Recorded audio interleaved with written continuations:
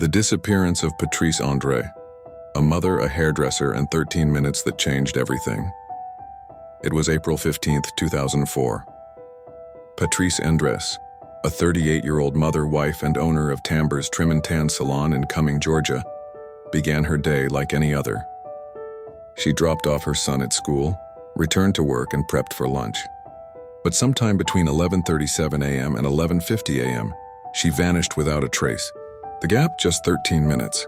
Her salon was left unlocked, her lunch untouched. Her purse and keys still inside, but she was gone. Clients arrived expecting haircuts but found eerie silence.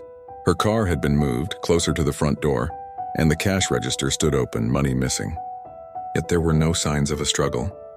Witnesses reported seeing a small blue car outside around the time of her disappearance, with a man and woman speaking to Patrice.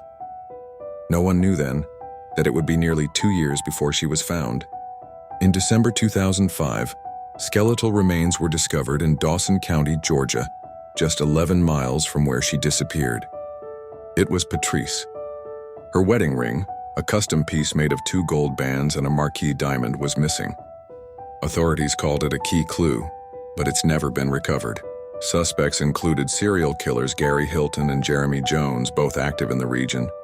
Jones even confessed, then recanted.